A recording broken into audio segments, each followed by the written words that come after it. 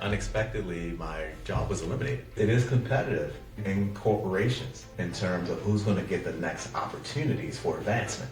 And the higher up you go up the ladder, there are fewer people to compete with. So it's very, very competitive. So I had the moment to pause and think about what did I want it to be, the next chapter of my story. I didn't want to have any regrets in life. And so I was presented with an opportunity to start something, a new beginning, something great. My true aspiration with GM Titan is really, how do I make the world a better place by helping make better leaders? For me, I said, that's my passion.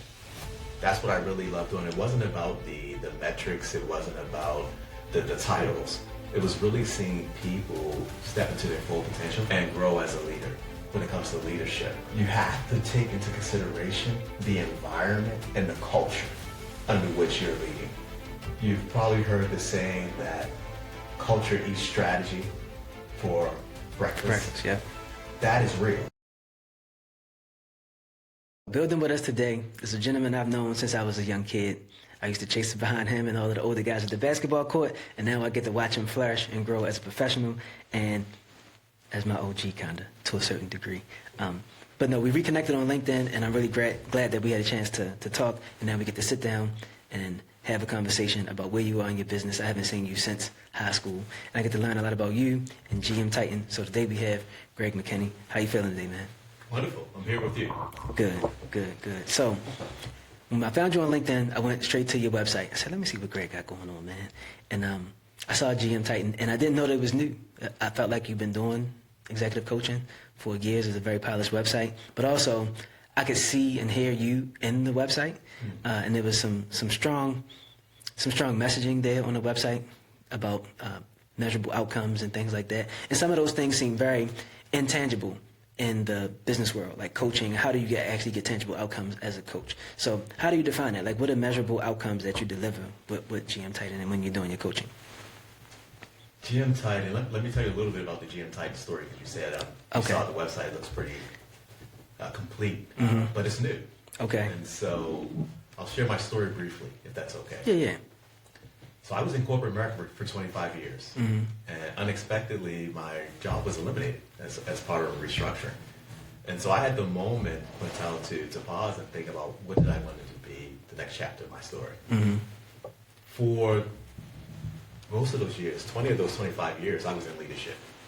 And I really enjoyed coaching and mentoring other people and really seeing them thrive and flourish. And for me, I said, that's my passion. That's what I really love doing. It wasn't about the metrics. It wasn't about the titles. It was really seeing people step into their full potential and grow as a leader. And so I took what was a passion and turned it into a profession. And that's how GM Titan was born. Gotcha. To answer your first question, you asked me about measurable leadership growth. I'm an engineer, as you know, by education. I learned that you can only improve what you can measure. So as I started to go into executive coaching as a profession, I really wanted a coaching framework that would provide quantifiable, measurable leadership growth. So did some research. I actually have an executive coach as well. And he had shared with me Stakeholder-Centered coaching. And there are two key components to stakeholder-centered coaching for executive coaching that separates it from many of the other coaching frameworks. One is, within the name, it includes your stakeholders. So a stakeholder for a leader could be their direct reports, could be any of their peers, as well as their manager or members of their management chain. Now, if we're talking about executives, this could even be board members, depending on what level they are within the executive management team. So you include the stakeholders on the whole journey. From the time that the goal is set, they're included to provide input. Typically, we'll begin with a 360. They're participating in that to provide feedback. But one of the other powerful pieces is that they're also providing feed forward. Okay. And if you're not familiar with feed forward, this is future-focused, actionable suggestions about changing or improving leadership behavior. And so if they're included in that process, and that's used to help the leader develop and define an action plan to drive the growth. The I just want to give the other piece. The second component that differentiates the stakeholder-centered coaching is the question you asked me earlier about measurable leadership growth. Is there is a process to quantify how much the leader has improved, and that's typically measured in 6-month intervals, and it's done with a process called a mini survey. And so the stakeholders would complete that survey and determine how much the leader has improved or whether the leader has improved at all. And that was the measurable piece of that. So the two components are, one, is includes the stakeholders throughout the entire coaching process. And then two, there's a quantifiable way of measuring whether or not the leader improved. Do you get access to what the stakeholders want? Like if you're working with the person, we're referencing their stakeholders, right? So they bring back what those goals are to you, or do you actually talk to stakeholders? So I'll go a little bit deeper into the process with the stakeholders. There are two ways in which, as a coach, I may engage with the stakeholder. You heard me mention a 360 feedback. In some cases, that can be done by interviewing the stakeholders. Gotcha. So I recently started a coaching engagement probably about a month ago. And the coach, the leader, had 7 stakeholders. And we had agreed that the approach we would take just based upon the culture of that company was that we would do a 360 via interviews. The other way you can do a 360, a lot of ways that people do a 360 is they do an anonymous survey where their stakeholders can provide feedback, through an anonymous survey, and then that gets compiled and shared in the report. Yeah, I like that because it's less pressure, right? You still directionally correct because you know exactly what you need to be doing, but you don't have the scrutiny of each person, each stakeholder. So that's great. And then, so to a certain degree, you're kind of like a buffer sometimes, or? Not necessarily, because the leader is the one that's interacting with the stakeholder every day. Okay. I don't interact with them other than the 360, or if they want to reach out and ask a question. You asked also about the goal setting. And so with the 360, there's really 3 fundamental questions I would ask. Okay. And the 360 is intended to be balanced. So the first question would be, what do you see are the top 3 strengths of a leader? On the flip side, what do you see as the top 3 opportunities for that leader to be more effective? The third and final question is, of those 3 areas that you've identified for them to be more effective, what would you prioritize as number 1, that if they could work on this today, they should work on this? And that helps kind of narrow down a list of, maybe a laundry list of possible areas for development and growth to just the key ones that their stakeholders see as important for them to show up as a better leader. That's great, because I learned through having staff at my juice bar, I'm not really scared of feedback, right? It's not always easy, right? But I welcome it because I want to be better, and it wasn't about me, right? It was about how can I make the position better for them. So I like what you said there, because it kind of allows you to see yourself. That they kind of hold the mirror up to what you got going on and give you better feedback. So, and that's the beauty of coaching, is it creates an environment for the leader to have reflection, right? But also to have reflection without being judged. Right. Those insights provide a lot of opportunities for the leader to now see how his leadership or her leadership style is perceived by those that they're leading and those that they're interacting with.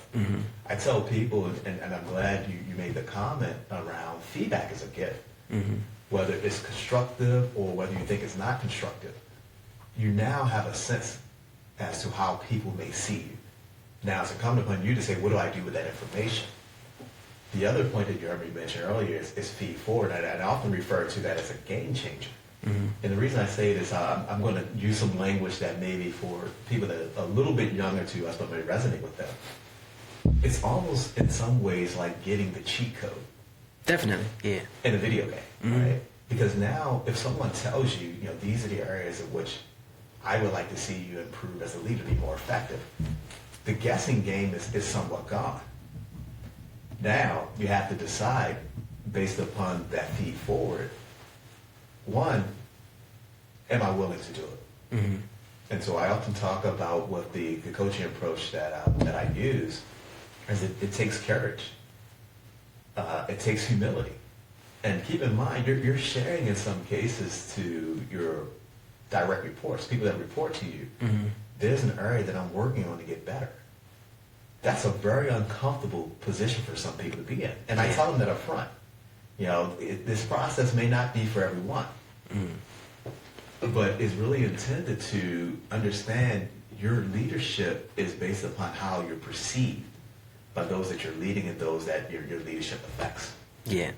And this is for anybody who is thinking about getting coaching or is in a leadership position.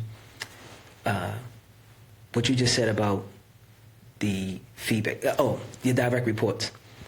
You seem very vulnerable, but you're also demonstrating the fact that you want to improve. So now they see what the standard looks like. And so when you come to them about making an improvement, they also understand that you're willing to do the same thing. Yes. And so, for anybody listening, don't be intimidated by it. Like, get feedback. I think feedback is great. But let's talk about the transition, though, because I don't think I asked you about this before, but making the transition from working in corporate for 20 plus years now to entrepreneurship. How is it? How did you feel about making the transition, and how has it been treating you so far?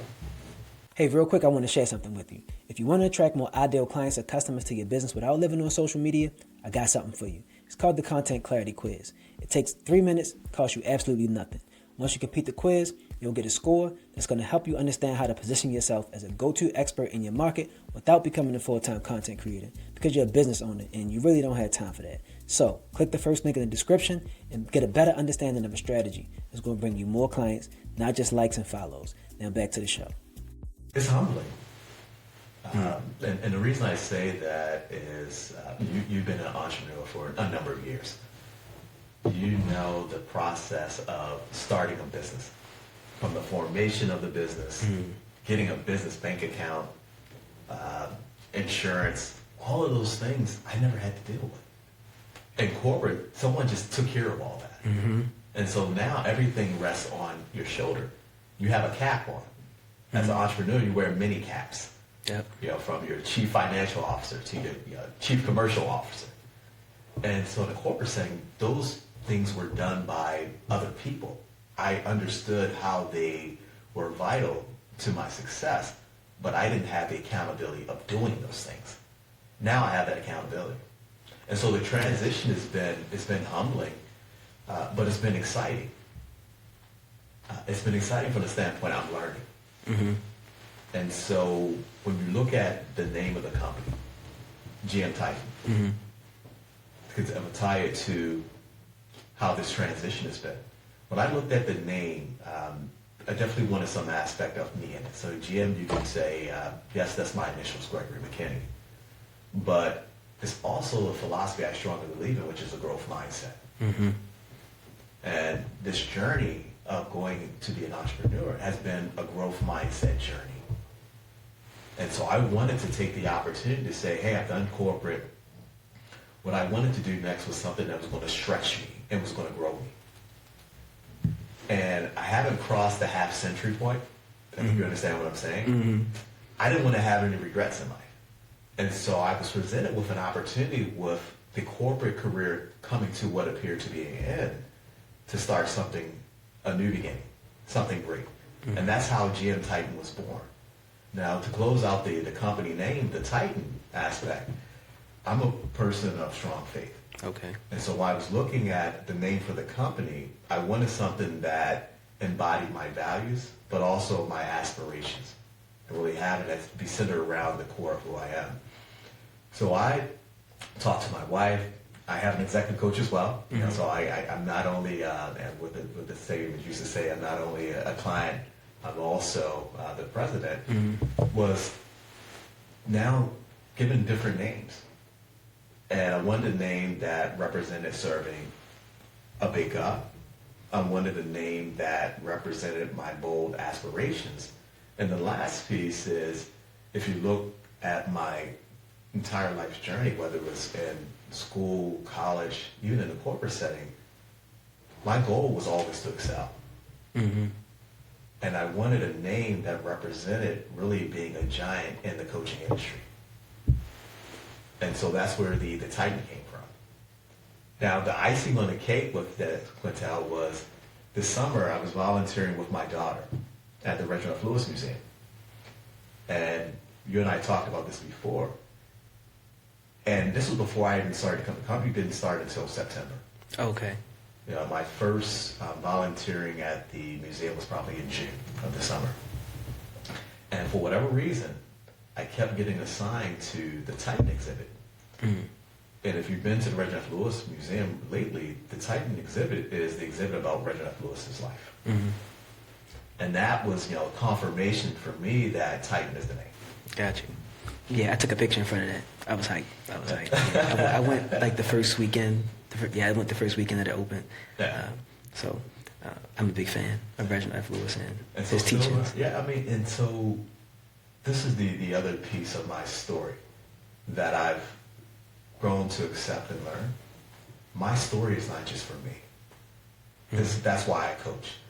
Because there are things that I've experienced over 25 years in corporate America. There's things I've experienced leading in a corporate setting, leading in a ministry setting, leading in a nonprofit setting, that no one told me. I wish someone had told me some things. And so now I have the opportunity to take those experiences and be able to help other leaders grow. And if I can help them accelerate their learning curve and their growth, the bigger the impact they can make in their company, whether it's in their faith-based organization or even in their community. Mm-hmm. My true aspiration with GM Titan is really, how do I make the world a better place by helping make better leaders?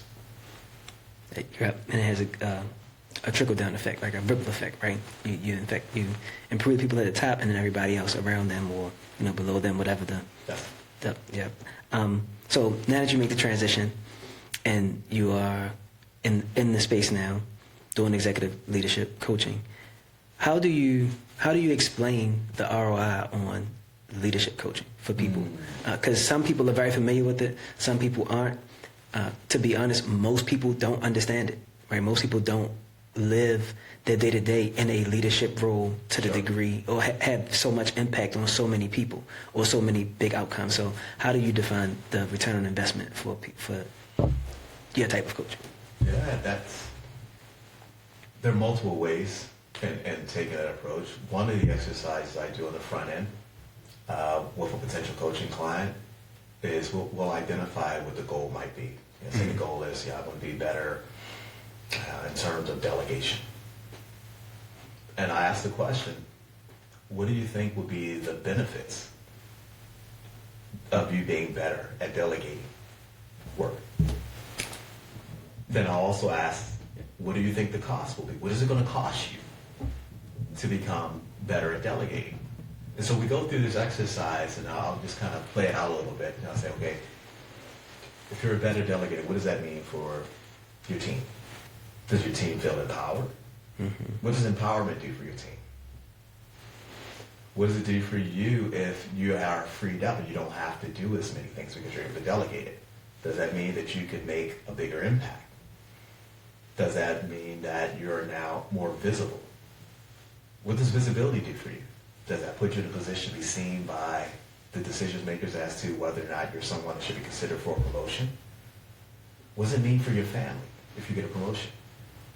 Does that mean you instead of maybe one family vacation, possibly do 2 family vacations? Mm-hmm.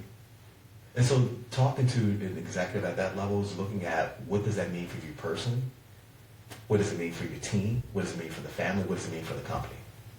Gotcha. And you can start to put some numbers on this, right? Yeah. In some cases where, what if you had 4 extra hours a week? You can do some math to say, okay, what would you do with those 4 hours? And if you were working on something, is there a way for you to measure what the impact would be back to the company? If you spent 4 hours more customers, mm-hmm. how many more potential deals you have? If you had 2 more deals per year, what does that equate to? If your average size of your deal is $50,000, is that an additional $100,000 a year that you may be able to have access to? Because you now are delegating more of your work that frees you up to do the higher value add things. Mm-hmm. And so that's the conversation, and it's unique in the sense of it depends on the leader. And so if I'm talking to a small business owner, it's different than if I'm talking to a corporate executive. Mm-hmm. but still along the same lines of what are the benefits, what are the costs, and making it very personable to them. Because you want them to be able to connect and see themselves. Mm-hmm. And I just often say, okay, well, when you do this better, what would you get? Yeah, I think, are you familiar with Naval Ravikant? No. So he is a angel investor in Silicon Valley. He funded a bunch of stuff, but they kind of call him like the investor philosopher or philosopher investor. He's not just about making money. He's made money, but everybody loves him. And he has a book called The Almanac of Naval Ravikant that somebody else wrote with him. And he was the first person that made me really think about, like you said, you can actually put a dollar amount to some of these things. And he was like, you want to give yourself, you want to set an incredibly ridiculous hourly rate. So it cost me $5,000 an hour to just be and doing my thing. So anything under that cost is not worth you doing. It's worth you paying somebody else. Now, he has way more money than most people, but he said he kind of always thought about it that way before he had, that type of money. And so it is difficult if you have a certain type of business to think of your actual dollar average, right? Your hourly wage, right? Because you run a business, so you may not clock your dollars the same way, right? As long as you got profit, that profit is yours and you can use it whatever way you want. Inside of a corporation, it's big salaries. You get to see it. You actually being paid by the hour to some degree, so you could probably see it better. But I like what you did. You took it outside of just that type of cost, right? With a family trip or actually using that money. Using that time more productive. Like you said, you had 4 extra hours. It's really hard for people to wrap their mind around that. How do you explain them? How do you explain to people what you can do with more time? Because that is, our most valuable asset. And every day we probably still take it for granted to some degree. So when you're talking with your clients, how would you help them with that? And much of what I do, Quintel, I just try to make it simple. Okay. I think oftentimes we complicate things. And just like the example I gave, if you had 4 extra hours, what would you do with it? And if I know what type of leader they are, what responsibilities they have, I say, well, like I said, if you had 4 extra hours and you spent 4 more hours with customers, does that now mean you can have more customers? Then that's a very easy math equation for them to start to say, well, if I have more customers, each customer on average is X amount of dollars, here's the potential uptick and revenue. Mm-hmm. And so some of this is being able to identify what's going to resonate with the leader for them to grasp and understand. And this is the beauty of coaching, right? Because you want to create a psychologically safe space. And in the work setting with your peers, it's very hard to do. Because whether you like it or not, your peers are sometimes even your competitors in the workspace.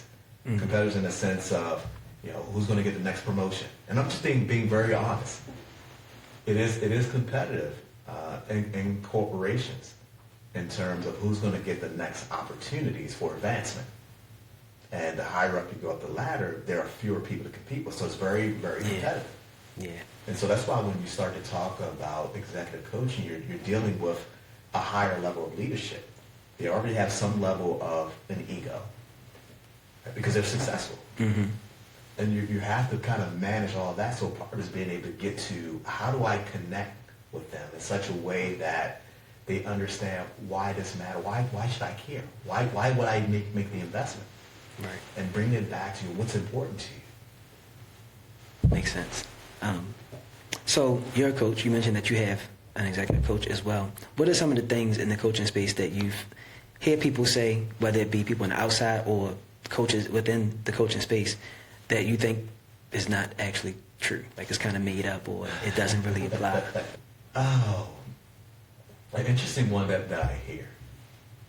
And this is probably one of the areas where I may get myself in a little bit of trouble, where I differentiate myself a bit. You heard me talk about 20 years of leadership experience. Some coaches believe that their job is just to ask the right questions. Mm-hmm. And if you don't have leadership experience, that may be all you can do. Right. And so I do think that a coach that brings more to the table than just being trained in a specific coaching framework or methodology, a coach that can truly empathize because they've been down that path, they've been in those leadership roles, They know what it means to be able to have to bring about change that's seen by their stakeholders. That gives you a deep level of empathy. The other thing that, back to this piece around asking the right questions, there's a big conversation happening in the coaching industry around AI. Right. And there are some that believe that AI could completely displace human coaches. Now, that may be true for some. I do think that there is this empathy piece that right now it's hard for me to see AI today being able to provide true empathy in such a way that is able to have a connection with the individual. But there's some people that don't want a human connection. Let's be honest. They're fine with just having Alexa or someone else that just has a conversation with them and they're seeking guidance and direction. That's true. And so I'm not going to discount that at all. But I do think that there's still a big portion of leaders, a big portion of the world that are clinging and wanting that human connection, which I think AI today seems to be challenged to. Over time, will it be able to close some of that gap? Possibly. But this is yet again with coaching. You asked a question about coaching and return on investment. Coaching may not be for everyone. AI coaching may not be for everyone. My style of coaching may not be for everyone. That's why you have a lot of different coaches, a lot of different ways in which leaders pursue growth. And so you have to find as a leader what's going to help you be most successful. Yeah, and so you just mentioned like the different styles, right? Different types of coaching, whether it be you or someone else, or even AI. And then there's different like business models and approaches to business. Have you had any bad business advice? I mean, now you may have, you've been doing Agilent Titan for a few months, so I don't know if you came across any, but if you had any bad advice in the entrepreneur space or in the corporate space as far as like actual leadership, because I think that might, coming from you who had so much experience in that space, you have a better filter for what bad advice in the corporate setting would look like than someone else listening. I'm pausing and reflecting a bit here. Similar to my comment around feedback. Okay. There's advice. And there's advice that I'm getting in the entrepreneur space that I'm still learning. And so I don't know what's necessarily good or bad. Gotcha, yeah. In a corporate setting, there's some things that advice may work, but here's the thing with advice when it comes to leadership. You have to take into consideration the environment and the culture under which you're leading. You've probably heard the saying that culture eats strategy for breakfast. Yeah. That is real. And so I do think that the advice that I see sometimes happening, or what I see sometimes playing out, is underestimating the importance of culture, underestimating the importance of employee engagement, when you're really looking at how am I going to be successful in executing a strategy. So that's the corporate piece. Like I said, I'm still learning on the entrepreneur piece, but I've got some good advice in terms of one of your guests, Tiffany Bethea. She mentioned something that sticks with me. She talked about, a very dangerous place for visionaries and entrepreneurs to be is in obscurity. And so basically, if you're not visible, if you're not credible, you could be the greatest thing since sliced bread. But if no one knows it, then you're not going to be successful as a business. That's why we're here podding now. We can't afford to be invisible, man. No, not when we have certain types of experiences and so much more to offer to other entrepreneurs or other business professionals. So I'm glad you said that, but I would have told you the same thing. So shout out to her. And that's the thing. I mean, talking to you heard me mention that I still have an executive coach. I have a communications coach. And the reason I'm looking at this, one, I understand the power and benefits of having a coach. But then I've also reached out and sought other entrepreneurs. It's not by happenstance that you and I are connected. Mm-hmm. Right? It's not by happenstance that several other people that I've connected with and I continue to stay in touch with. And so I understand the importance of getting advice, whether good or bad, from people that have gone through that journey and are still on that journey. No one has figured that out and solved it all. Mm-hmm. But there's strength in numbers. There is confidence in having a community of other entrepreneurs that you can reach out to get perspective from. Yeah, absolutely. And so I just kind of piggyback on that and say, what I often tell people that I'm coaching is asking for help, seeking help. That's a strength. And particularly if you recognize that it's an area that you don't have as a strong point now. And if you're looking at, okay, how do I accelerate my growth? Mm-hmm. You have all these resources out there beyond, the AI resource. You have the human resources, people that you can connect with and learn from. Yeah, and that's something I've been thinking about, or that I used to think about a lot, because now I don't have a problem asking for help.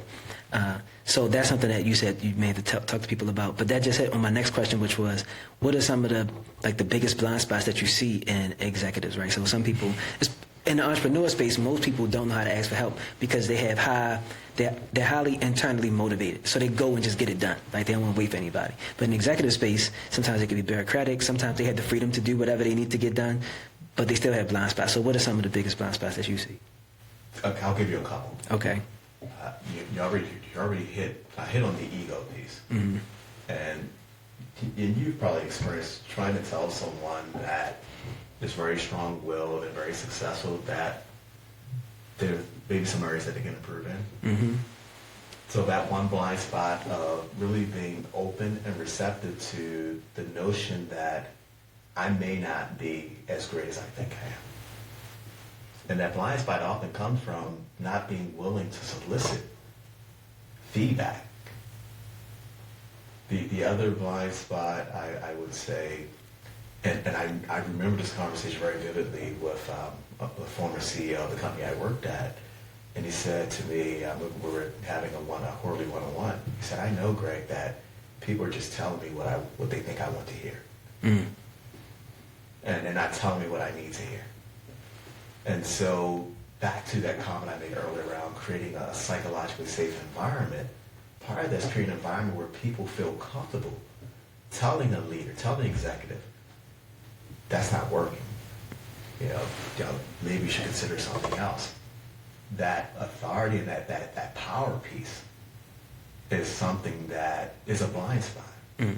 Because it is preventing them sometimes from getting very key and important insights. Yeah. That can really change not only how they show up as a leader, but also the impact that they can have. As leaders, we get results through the team. And so the more you have a team that trusts you, the more you have a team that feels psychologically safe, you're going to get the best results you can get from that team.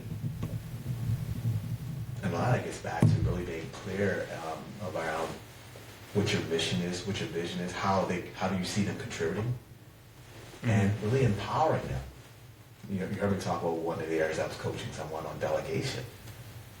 People, when they feel that they've been empowered, in many cases, they'll go to the moon. Mm-hmm. Yeah. It's not about you as the leader. Yeah.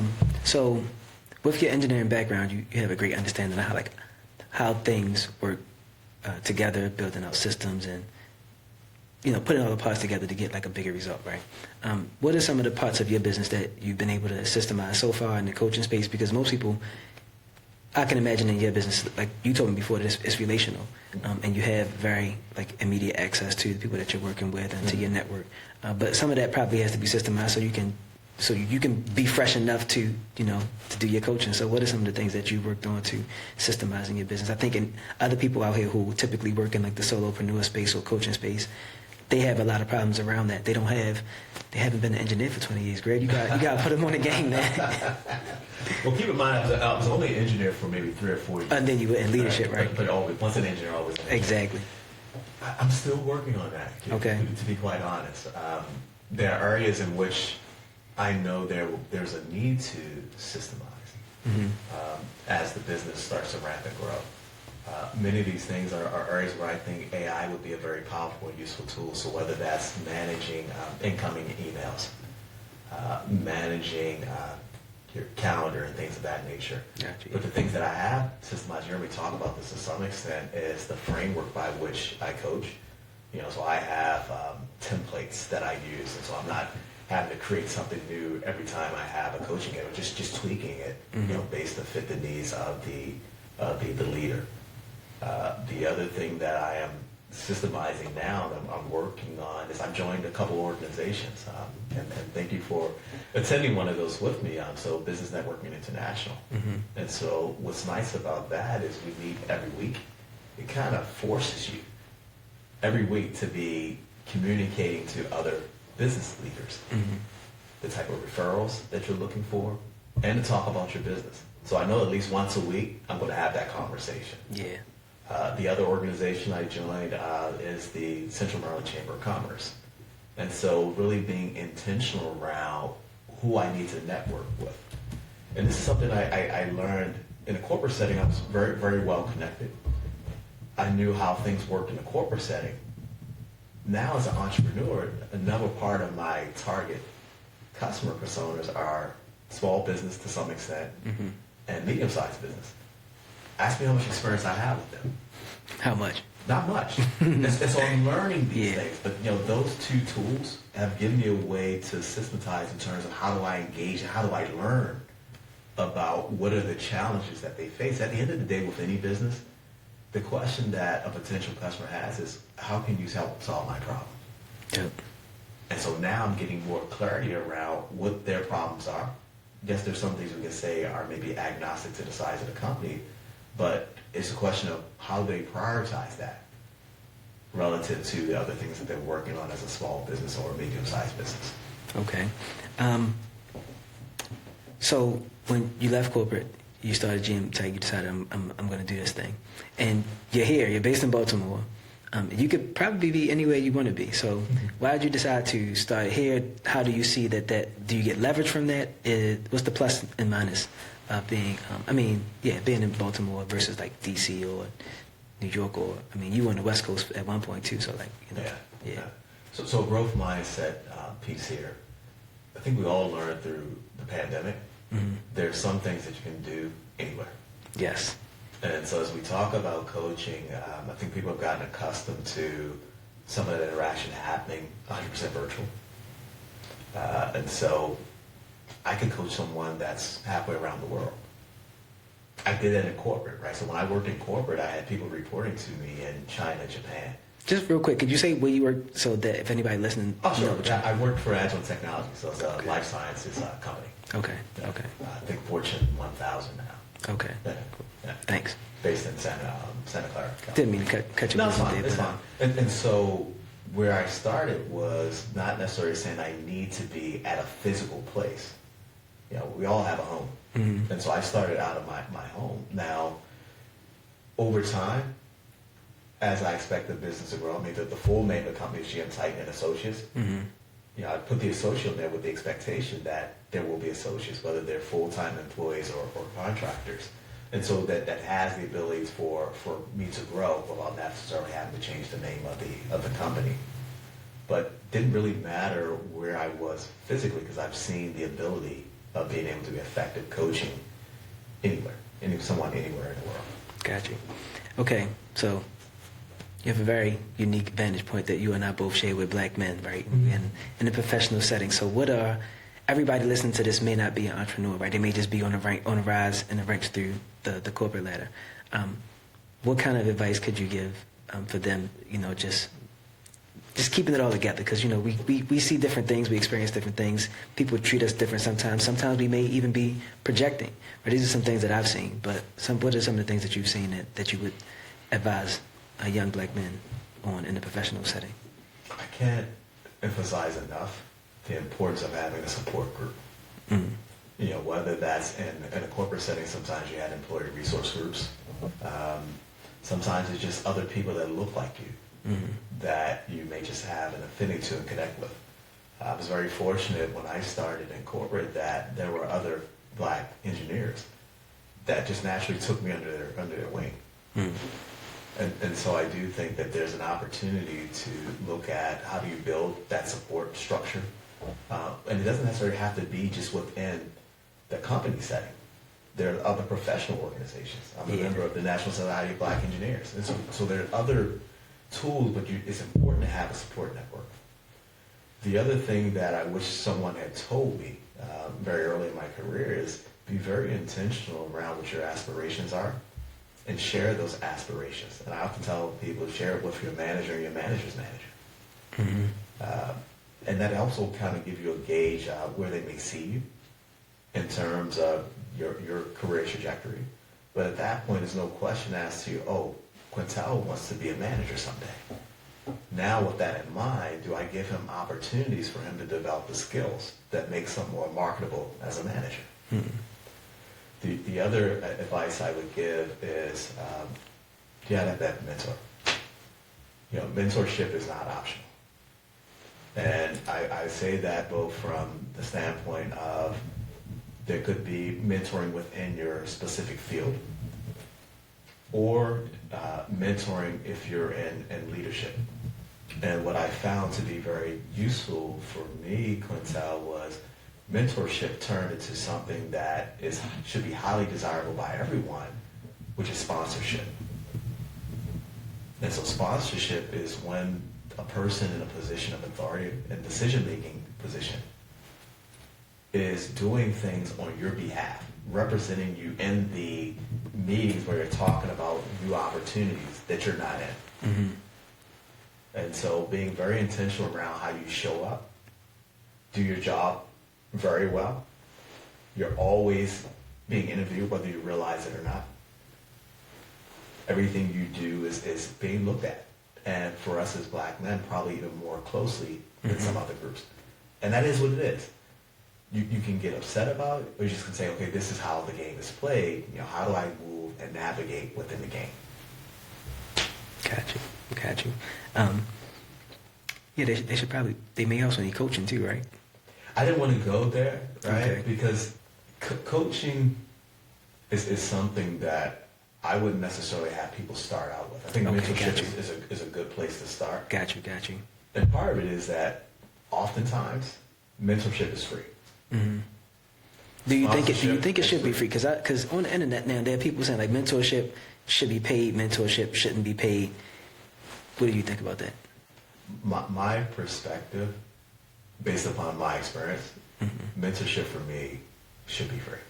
Okay. Now it depends on what they're defining and putting under the umbrella of mentorship. So you got to be careful how people use words. Okay. Yeah.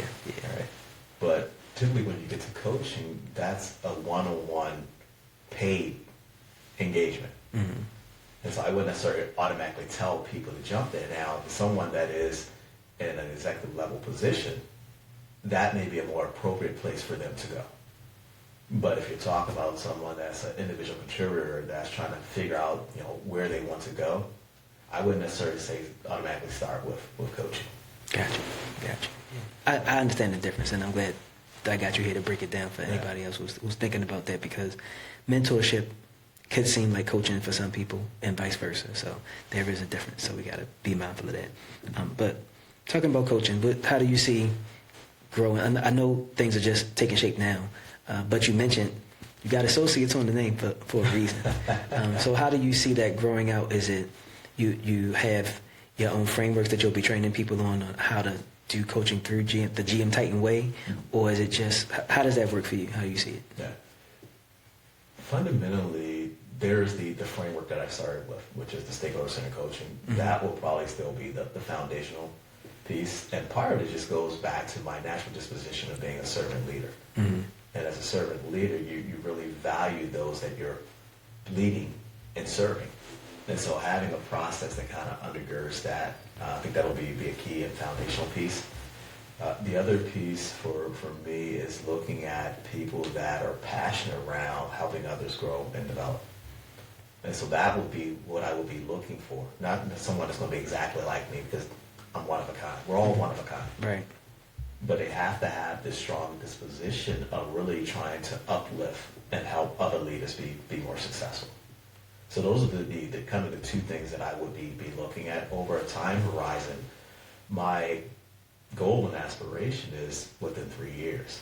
Like I said, whether that's someone that's a full-time employee of GM Titan or if there's people that I contract with. I mean, within Stakeholder-Centered Coaching, we have over 5,000 coaches just within that network.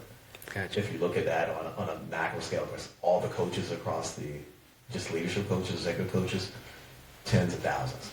All right, and so it's not it's not a space where we're not seeing continued growth in terms of people entering into that space.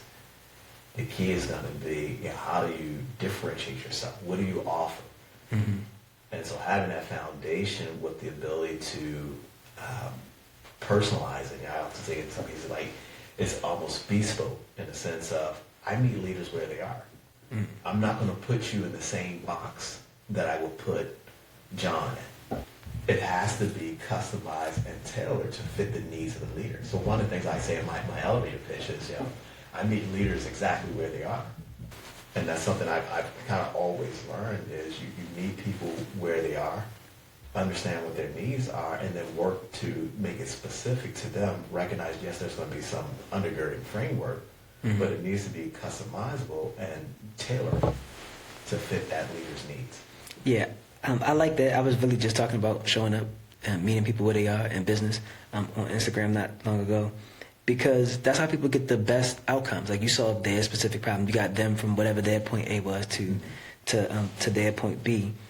And I feel like it creates more value for them. Like, it's kind of outsized value because, it took a little more effort on your time.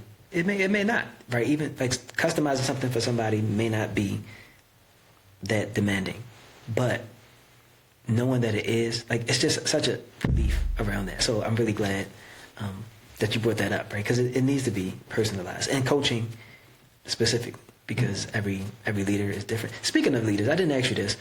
Do you think that there's a difference in different types of leaders, like people who lead in nonprofit or CEOs, or like just C-suite? They're not the CEO, but they may be like, the CMO or something like that. Have you seen differences? Well, there's different leadership styles. Or it's just different styles, not based upon the role? There's different styles, and also the role demands oftentimes different requirements. Okay. There's job descriptions. Yeah. And often as you go up the ladder, it's more about strategy and vision. Yeah. When you go down the ladder, it's more about the tactical day-to-day stuff, the execution. And so it depends on what's required for that position at the different levels. Okay. And then you couple that with, there are different leadership styles. You heard me mention my style, my natural disposition is more of a servant leader. You have some that may be more authoritative. We probably see some of that playing out in different venues. Definitely. All right. You have some that may be more coaching. You're probably familiar with situational leadership. And basically saying, depending on the situation, you adapt and adjust your style based upon what's needed. Yet again, not treating everyone exactly the same. Yeah. And everybody doesn't have the range. Well, I'm guessing everybody doesn't have the range to do that type of leadership, where you just kind of adjust your style to the situation, situational leadership. There's some things I do believe that can be learned, but as a leader, you have to want it.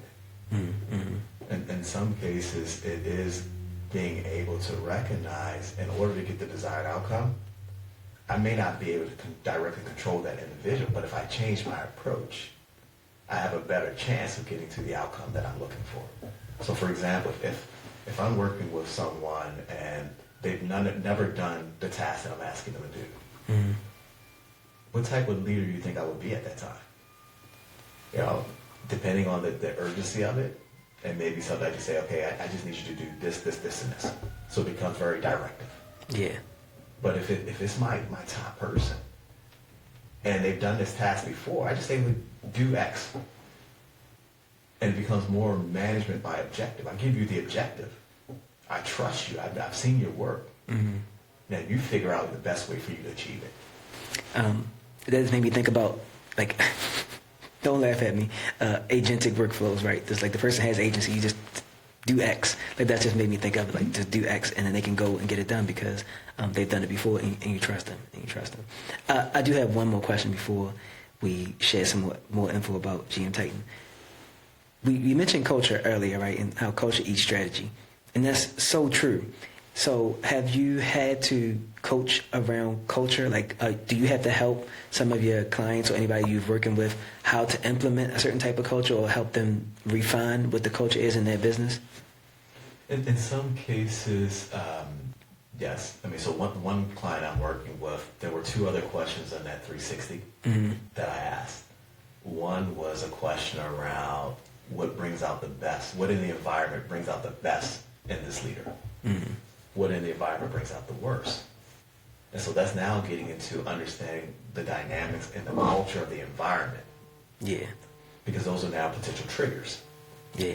And, Maya Angelou says, when you know better, you can do better.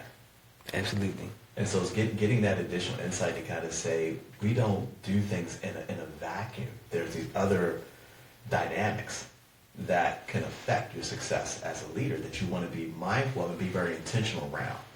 And I do think that it's an area that is often, like I said, underestimated in terms of value and impact. It's something that I think because it's such a strong human component, and it does require creating a psychologically safe environment and being very intentional around what you do with your employees, that may be a space that some leaders just don't feel comfortable with. Got you. All right, so we're going into 2026. What are some projects you're working on or anything special that you want to share about what you have going on for GM Titan? 2026 is really all about a couple things. One, content. In the digital marketing space, you often hear the word content is king. I mean, content comes in a number of media and forms. So really executing on a content strategy. Not only doing this podcast, but other podcasts, but also content, and really being intentional around what platforms you want to show up. So both on LinkedIn, so definitely follow me, Gregory McKinney, Senior, on LinkedIn, and then also on GM Titan. And so when I launched the website, I didn't include a blog, because at the time I didn't have a good sense of what the content was going to be like. Now I have a better feel for that, so that's something I look to do in 2026. The other piece is really this relationship and network piece.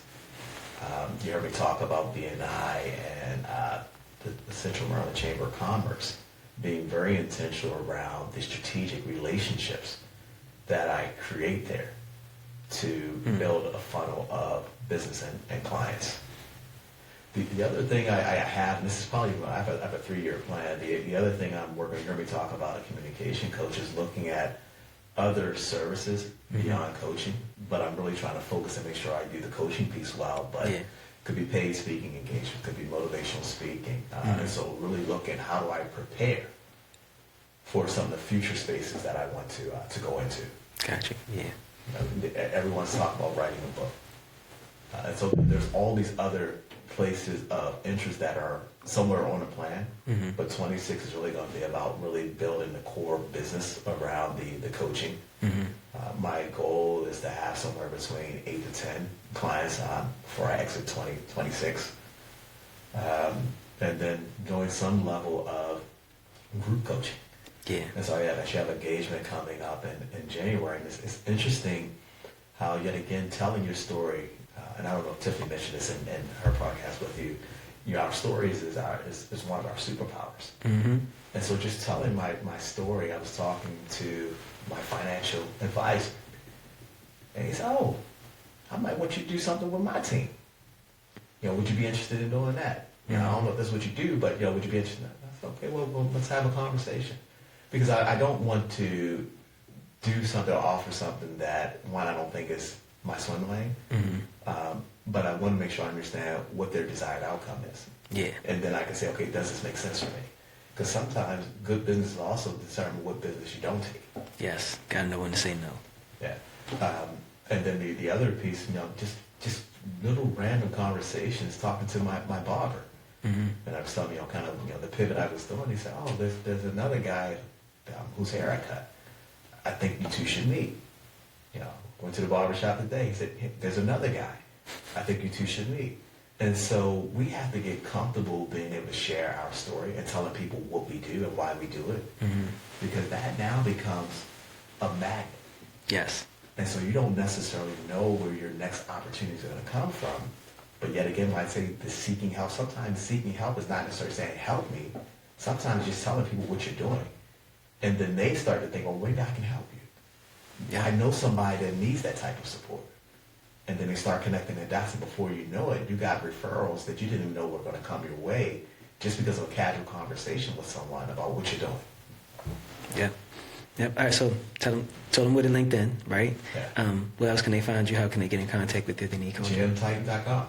Okay. Yeah, Okay. check it out. So they send the message there. It's coming to you. Yeah, absolutely. So there's a contact form there, and I'm willing to have an initial consultation with anyone. Gotcha. And I always tell people, give me the opportunity to say no. And even in some cases, I know there will be some people that you'll have a conversation. It's just in the nature of business that we do that it won't materialize into anything. Mm-hmm. And then sometimes a conversation that you're not expecting to materialize into something will. And so I look forward to having the conversation. Back to this our stories, our super. I'm interested in just hearing people's stories.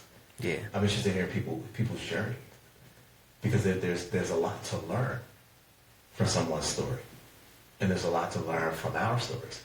And so I commend you for what you're doing and being able to bring to perhaps millions of people different stories, because someone could watch this story and say, that person looks like me. This story sounds like my story. I can do that. Yep. And I was on a different podcast, and the guy said, you know how you start a business? You just start.